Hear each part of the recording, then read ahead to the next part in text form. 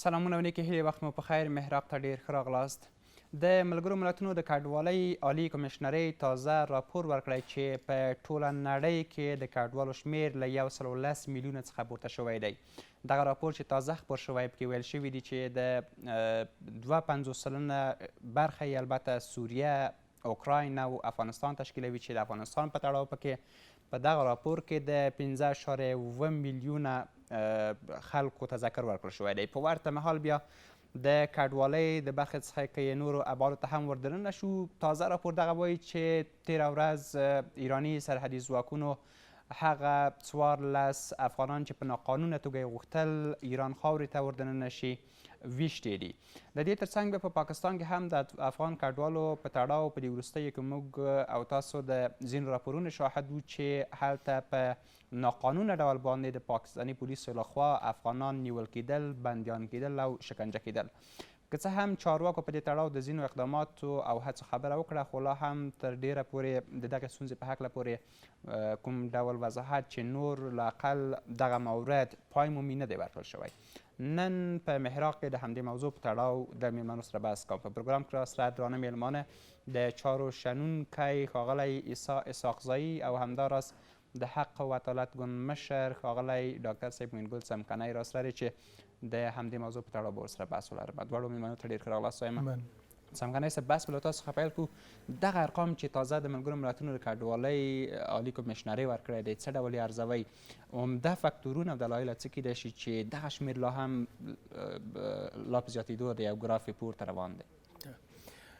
مننه د لوی بخونکي مهربان الله په نامه تاسو ته او عیسی صاحب ته، لیدونکو اوریدونکو، تخنیکي ټیم ټولو ته سلامونه او نیکې هیلې وړم. علیکم السلام.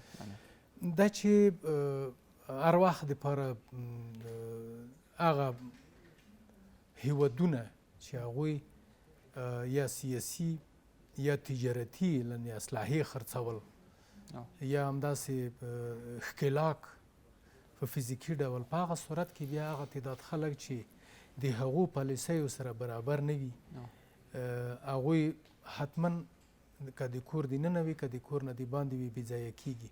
ورسره جوخت تر ټولو مهم ځای د هغه فقر و بدبختي هغه هم ده چې د ژوند معیارونه یې ټیټ وي.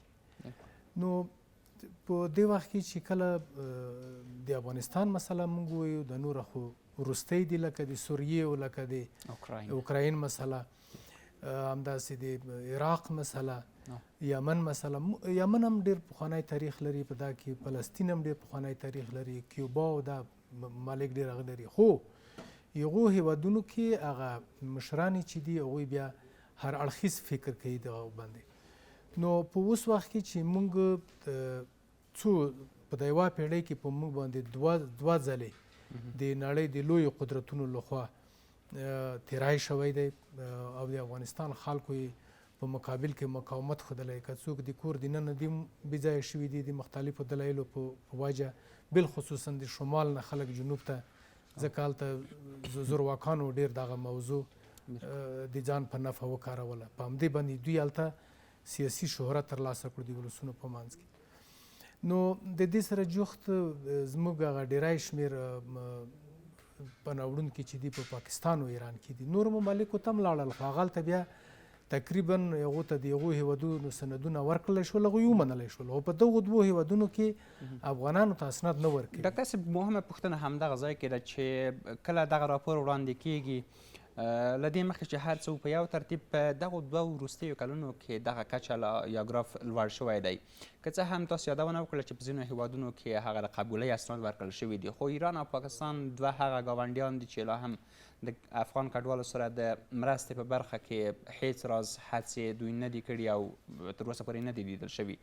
تش په خوله باندې هغه اعلامیې دي او هغه اظهارات او څرګندونې چې دوی بکرات باندې کړي دي او بیا یې تکراروي. فکر کوئ په دغو دوو ممالکو کې که فرضاً هر ډول ستونزه د کډوالۍ په برخه کې رامنځته کېږي، څوک یې باید حل کړي او څنګه باید دې ته د ختم ټکی کېښودل شي؟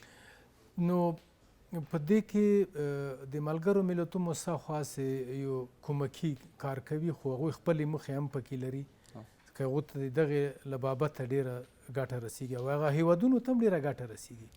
هغوی هم پیسې اخلي، هم د کار پوتنسیال هملته ورته پیدا کېږي، فکری پتانسیال هغلته دوی د ځان سره ساتي.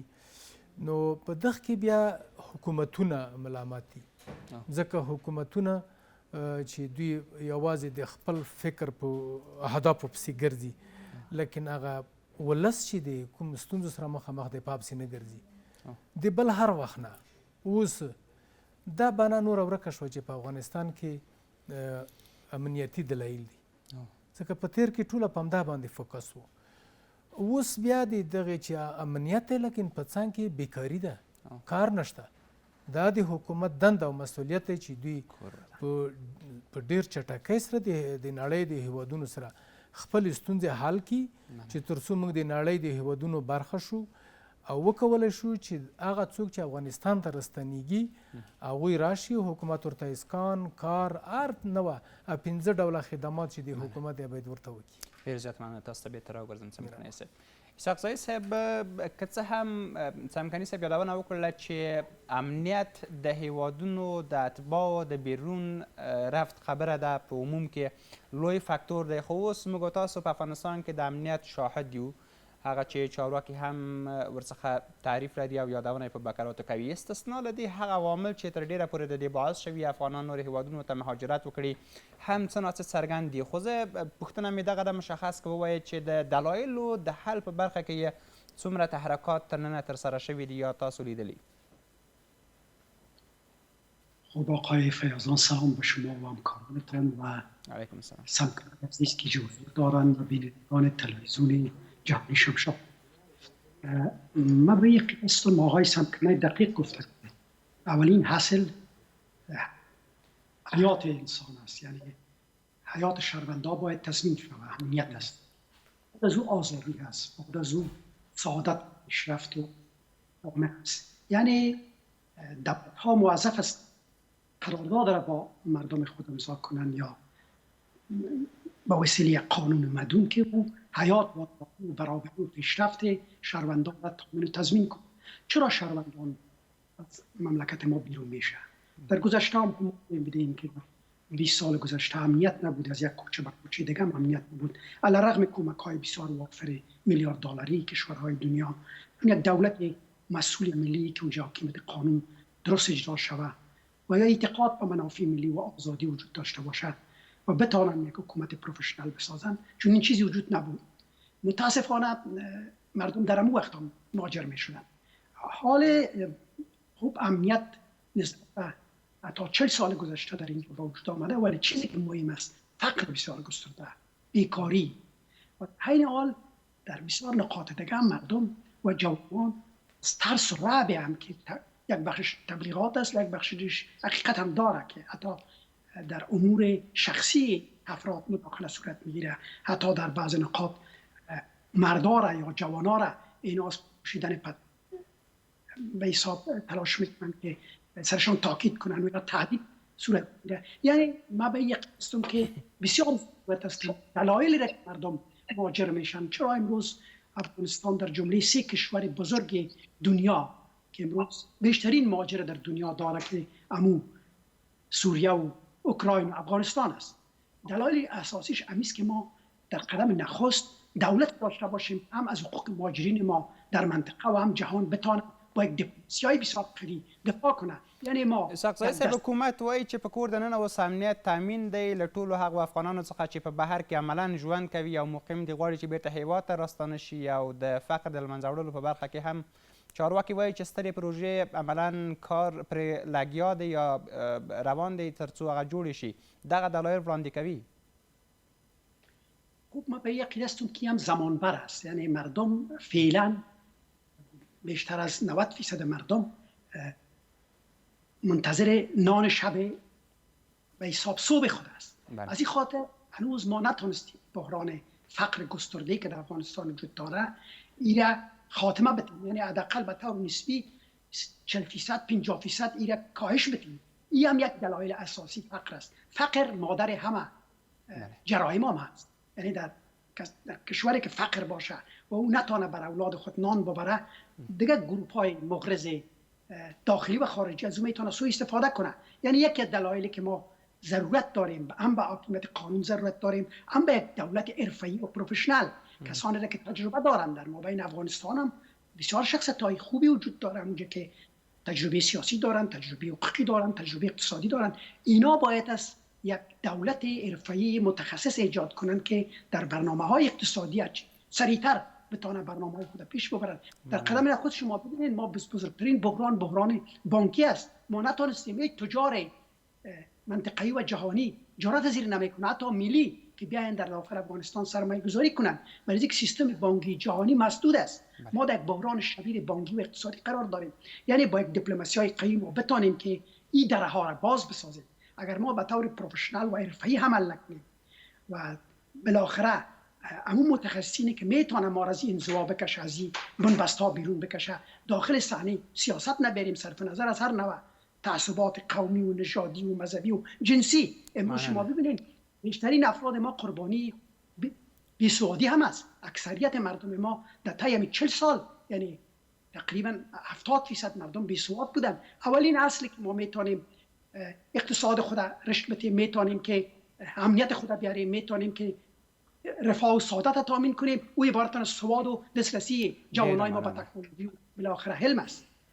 یگانه راهی است که ما میتونیم اگر برنامه را درست تطبیق کنیم و درست جور کنیم، راه سعادت و آزادی به مردم باز میشه و دیگه زمینه‌های فرار و یا مهاجرین به کشورهای بیرونی مساعد نمیشه و یک دولت درست هم باشه میتونه حتی در منطقه و جهان از مهاجرین افغان به طور قانونمند حمایت کنه. ډیر زیاته مننه اسحاق صاحب، تاسو ته بیرته راوګرځم. سمکنه صاحب میلمه وایي چې باید یو پروفیشنل حکومت رامنځته شي، اصلاحات راوستل شي، مسلکي کسان پکې وردننه شي تر څو دغه ډول حالاتو څخه مخنیوی وکړي. یو څه چې هغوی ډېر تذکر ورکړ د فقر موجودیت دی چې ډېره فیصدي د کډوالۍ همدغه برابروي. فکر کوئ څومره دغه مسایل پر ځای دي یا باید پرې کار وشي؟ نو په موږ تاسې په پښتو کې یو متل دی، متل نه داسې یو بګتی غونته دی، وایي چې څوک پر آزاد ملک نه ځي یا ډېر غریب شي یا د یار د غمه ځي نه. دا ډېره غریبي د فقر دی او د یار د غمه دا دی چې دوی سیاسي فکر هغه نه لري، ازادي نه لري. دغه ته که موږ راشو چې موږ حکومتونه څه مسؤلیتونه لري، په دې پسې مه ګرځئ چې دا امارت دی او که نه دی امارت، که کوم بل هغه دی، خو حکومت خدای کنه ځکه د خلکو نه مالیه راټولوي او د دغو خلکو سره تعهد باید ولري چې دوی باید څه وکړي. دلته که چیرې موږ حقوق شهروندي چې ورته یایي، ځینې خلک یې تعریف یو رقم کوي، خو اصلي دا دی چې هر هغه څه چې په ښار کې یو چا ته رسیږي باید په کلي کې ورته ورسیږي. یعنی د ټولو خدماتو نه باید برخوردار. دغه څه اوس عملاً په افغانستان کې لیدل کېږي یا شته؟ تر اوسه پورې نه، ځکه دا هر حکومت چې راغلی دی په د 45 کلونو کې خو موږ ځکه دا هیله نه ترنه درلودلی چې هغوی یا په امنیتي لحاظ یا په د استخباراتي لحاظ نه شوی کولی. اوس خو امنیت هم شته دی، مخکې امنیت لوی خنډ و، ولې نه لیدل کېږي؟ اوس د اسلامي امارت نه د ټولو افغانانو هیله او غوښتنه هم دا ده چې من حیث یو مسؤل حکومت باید دوی دا اقدام وکړي چې تر څو خلکو ته د دوی د ژوند هغه 15 سهولتونه چې دی هغه باید ورته برابر کړي. هغه کې که د ګیډې مړول دي، هغه کې که د کور اسکان مساله ده پکې، هغه کې که د کار زمینه ده، همدغسې د اولادونو دپاره تعلیم تربیه ده، د هغو دپاره د ژوند هغه شرایط باید برابر وي، د هغو دپاره پریس مطبوعات ټول باید د دوی په اختیار کې وي، لیکن تر مشخصو قوانینو چې د هغې د ټولنې د دیني او فرهنګي اړخونو سره برابر وي. نو اوس هم په افغانستان کې خو دغه شرایط بو نه تنها چې دا دوام پیدا کړي له بده مرغه، ځکه اوس موږ نه فرار اصلا فرار وروستی جنګ نشته، لیکن خلک وځي ځوانان. او د بلې خوا نه دا د موږ فکري پتانسیال دا یوه پانګه د ډېرو ایجنسیو دې کې یوه برنامه ده چې دوی موږ نه غلا کوي، دوی موږ نه بیایي. د دغې دپاره په د تیر کې د بهرنیو چارو وزیر ښاغلي امیرخان متکي صاحب غوښتنه وکړه چې دا ځوانان باید هغه هیوادونه موږ ته بیرته راولېږي او د نورو خو قبول نه کړي. خو زه وایم چې نه، راځئ د کور دننه کښېنو، په خپلو مسایلو باندې په خپله بحث وکړو. زه ډېر په دې عقیده نه یم چې موږ مسایل د نړۍ خلک راته حل کړي. درسته دی که په نړۍ پسې موږ کوم مسایل اړه پیدا کوله هغه به د دوی نه مرسته غواړو، لیکن د کور دننه خپل مسایل باید په خپله حل کړو. دا زموږ د تاسې مکلفیت جوړیږي او بدون د تبعیض نه چې څوک دی د حکومت په راس کې. خبره دا دی چې مهاجرت د انسانانو دپاره روحي ستونزه ډېره زیاته پیدا کوي ځکه هلته چې دوی ځي هغه دپاره کلتوري مناسبات دي او د هغوی د کار موندنې مسله ده د هغوی دپاره ژبه ده د هغوی دپاره د اولادونو فرض مثال په دې وخت کې موږ او تاسې افغانان مشخص ژوند لرو کلکتیو ژوند لرو دغه اولادونه چې د غرب ته لاړ شي غرب کې خو د هغو قوانین دي هغه ورته وایي چې په بچي ته نشي ویلی څپړ نه نشي ویلی سزا نشي ورکولی درنه بیایي یعنی حتی په دې باندې د یوه کورنۍ تورنولی شي چې تاسې اسلامي زده کړې ورکوئ افراط ګرایي ور زده کوئ ولې لمونځ کوئ که څه دغه مسایل دي چې موږ خلک ورسره لاس و ګرېوان دي عادل حکومت همدا مخالفیت لري چې د هر نوع شرایطو د پوکاتو سره خپل برنامې باید عیاري کړي چې تر څو موږ وشو کولی چې ترنه مستفید شي مشخصا خپله فقر څه ډول باید کنټرول شي که څه هم اوس عملا افغانستان په بهرنیو مرستو متکي هیواد دی څمکنی سپس بهتر معلومات لرئ بستې راځي دلته عملا مرستې توزیع کیږي یا په خلکو ویشل کیږي خو دغه وضعیت تر ډیره پورې دوامدار هم شاید پاتې نشي یا پر بدیلو حل لارو یې باید کار وشي حل لارې څه کیدای شي مشخصا که فقر تر ډیره پورې په همدې باندې تم شو چې څه ډول حل شي ځکه یو لویه برخه یې همدغه د مخکې اسحاق سعید صاحب یادونه ورته وکړه ګوره په موږ به د دویمې نړیوالې جګړې تجربه راواخلو په هغه کې ټوله اروپا ورانه شوې وه بالکل جرمنانو یو کار وکړو چې د مطلقې مالیې معاف کړي خلکو نه یې مالیه ونه خسته چې تر څو خلک کار ته وهڅول تخنیکي وسایل ورته پیدا کړل ورته جوړې کړل د خپل انجینرانو په واسطې سره چې تر څو دوی د ځمکې نه کار واخلي دوی وکولی شي چې د خپل اموال د نورو هیوادونو ته صادر کړي هغه د ضرورت توکي راوارد کړي تر څو چې دوی بودیجه پیدا کړه بعد له هغه نه بیا حکومت ټیکس په وضع کړو چې حکومت بیا که کومه سبسیډي ورکړې وه د هغې د جبران خساره یې وکړو فرض کړه روسیه به درته وایم ستالین په هغه وخت کې رئیس جمهور و هغې بیا داسې قوانین وضع کړل چې که څوک یوه دقیقه کار ته ناوخت راغلو یو کال به قید وي حتی روسانو به په ولاړې به ډوډۍ خوړه منډې ویلې چې ستالین حکم چې نه موږ بندي کیږو که عملي نه کړو یعنی دوی په خپله ځونونه ورسول جاپان هذا القیاس جاپان بیا څه وکړل چې هغه مطلق علم ته مخه کړه رجوع یې وکړه چې څو چې په علم ځانونه خلاص کړو ځکه هغه اتومي اصلاحي ځپلی ملک و اوس موږ دومره ډېر پوتنسیال لرو د کور دننه موږ دغه هیوادونه موږ ته اوس اړتیا لري موږ هم ورته اړتیا لرو خو دوی هم ورته لري یعنی کولی شو چې موږ دوی سره دوه نوع تجارت وکړو لکه اوس چې پاکستان هیواد د وړاندیز کړی دی چې مال په مال دغه موږ ته اسانه ده علاوه د دې نه موږ د نورو هیوادونو سرمایه په ټیټه کچه یو ورې راواخلو پر وړه کچه نه ځکه هغه بیا بانک ته ضرورت دی او ډېرو مسایلو ته ضرورت دی په ټیټه کچه چې موږ وکولی شو که د خپل محصولات په نیمه خرڅ هم کو چې یو ورې موږ دغه د کور دننه دغه بدبختي ورکه کړو ځکه موږ دومره پوتنسیال لرو که موږ یو لیتیوم وپلورو د نوره هیڅ ونه پلورو موږ په مقابل کې 3 ټریلیونه ډالر ترلاسه کولی شو خو دا منم چې اوس بندیزونه دي شاید دغه تعامل نه موږ سره دنیا کار ونه اخلي خو په ټیټه کچه خو یې کولی شو ډېر زیاته مننه تاسو بیرته راوګرځم اسحاق زی صاحب لکه څنګه چې تاسو پوهیږئ کډوالي په ټوله نړۍ کې یعنی اکثریت هیوادونو کې هغه څه دي چې لیدل کیږي خو کله چې بیا افغانستان د نورو لستونو تر څنګ په دې برخه کې هم په اوایلو کې راځي لومړنیو قطارونو کې ځای نیسي دغه بیا اندېښمنوونکی دی پاکستان او ایران روزانه میلیونونه ډالر د افغان کډوالو د حق او برخې څخه خپله جیبونو او خزانې ته اچوي حال دا چې د افغانانو زورونې ته پای نه دی ورکړی د افغانانو شکنجې پای نه دی موندلی د دوی د زنداني کېدلو پای نه دی موندلی د دوی حق نه دی ورته ورکړل شوی دا مهمه ده چې د یوه انسان او افغان په توګه بالاخره ورته نه کتل کیږي فکر کوئ هغه مسؤلیتونه چې نړیوالې ادارې خصوصا UNHCR لري په دغو برخو کې څومره ترسره شوی دی آقای فیاضان من به یقین هستم که امنیت دائمی یا صلح دائمی وقتی به وجود میاد که ما بتانیم آزادی مردم تامین کنیم رفاه مردم تامین کنیم در قدم نخست عدالت در جامعه تامین کنیم یعنی شما ببینید پیش از جنگ دوم جهانی در اروپا جنگ‌های بسیار شدید نژادی و قومی بوده جنگ‌های بسیار شدید طبقاتی آمده بوده ولی اونا قانون ساختن که امیکنون هم اگر کدام احزاب در شعارهای خود یا رهبرایش یا در برنامه‌های خود مسائل تعصب دامن بزنن چی نژادی چی قومی چی مذهبی چی جنسی را او از منحل میشه به خاطر اینکه اینجا کسی که زندگی میکنه در مملکت ما مقام و شخصیت انسانیش بالاتر از همه چیز است. بنابراین در افغانستان ما باید قانون بسازیم که مقام و شخصیت انسانی و ملی ما همگی افغان است، برابر است، صرف نظر از هر نوع تعصبات قومی و نژادی و جنسی. بنابراین اگر تا زمانی که از بین نبریم، زمینه های نفاق و شقاق و بالاخره تعصب از بین نمیره. تعصب است که ما را نفرت افغانی میکنه و بالاخره ما را به خشونت میبره، به جنگ میبره.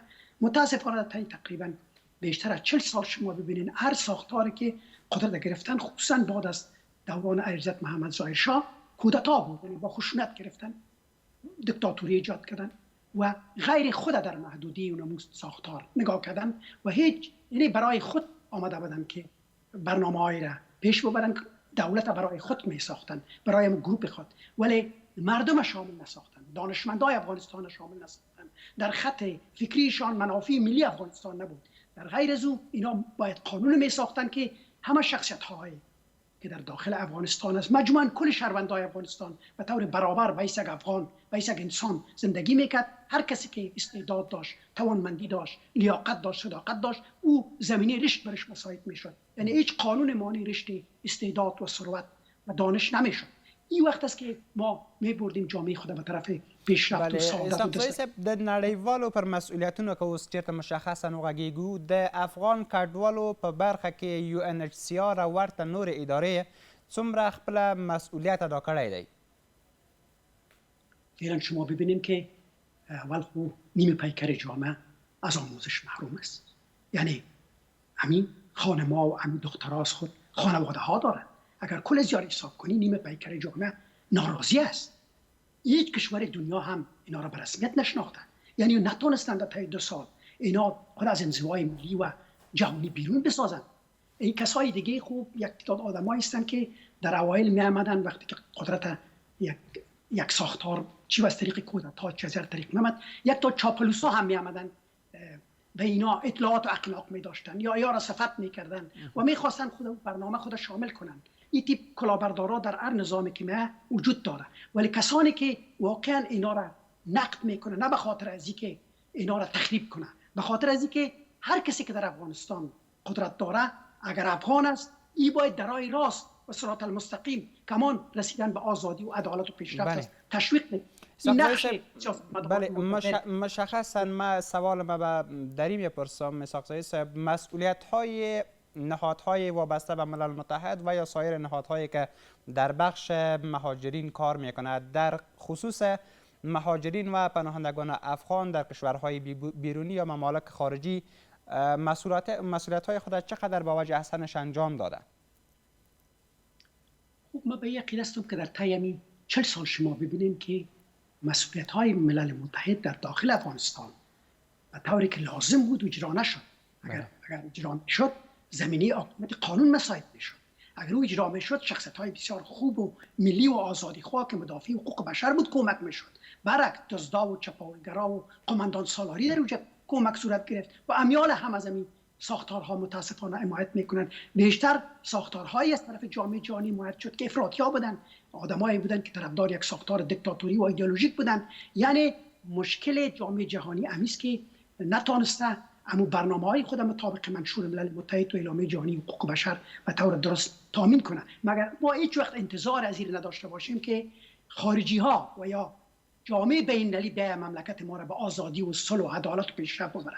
هیچ کشور جامعه جهانی نتونسته به خودش بیایه و اینا را به سعادت ببره. هر کشور که خارجی ها آمدن، اگر یک دولت ملی و آزادیخواه ایجاد نشده، او مملکت به طرف بیراها و به طرف کجراها و به طرف وحشت کشانده شده. شما ببینید در کشورهای دیگه دنیا، مثلا شما در عراق همیال شما ببینید، در سوریه همیال ببینید، مداخلات که وجود داره بسیار وضع وحشتناک است. همیال جنگی که در مابین اوکراین وجود داره بسیار وحشتناک است. یعنی کسانی که متضرر میشن زمامداران بلکه مردم کشورها برای اسحاق زی معمولا مهاجرین در کشورهایی که قسم شما تذکر دارین، کشورهای بیشتر ارقام از او پخش میشه که در اوج جنگ جریان داره، فقر و مسائل دیگه بوده که شما بیشتر تذکر دارین. اگر در خیلی فشرده برام پاسخ بدین، اگر وضعیت فعلی که عملا در جهان و افغانستان در بخش مهاجرت جریان داره، چون در گزارش که قبلا در مقدمه یادآور شدم احتمال از این است که ممکن افزایش یابد، چون در 2 سال گذشته رقمش نهایتاً بلندتر گفته شده. چی واقع خواهد شد؟ خب یک بحران وحشتناک مهاجرت. افغانستان از متخصصین، از دانشمندان، از استعدادهای بسیار گسترده خالی میشه. اکثر از اینا از فقر، اکثر از اینا از نبود حاکمیت قانون، اکثر از اینا از اینکه زمینه رشد استعداد برش مساعد نیست، آموزش برش مساعد نیست. افغانستان متاسفانه خالی از ثروت‌های ملی میشه و یک فاجعه است برای آینده افغانستان. خیلی سپاس از شما جناب اسحاق زی صاحب و همدار از څمکنۍ سپاس څخه چې پروګرام کې مو سره برخه واخیسته. تاسو ټولو لیدونکو هم نړۍ مننه چې تر دې شیبې زموږ سره وئ. له لیدلو مو مننه.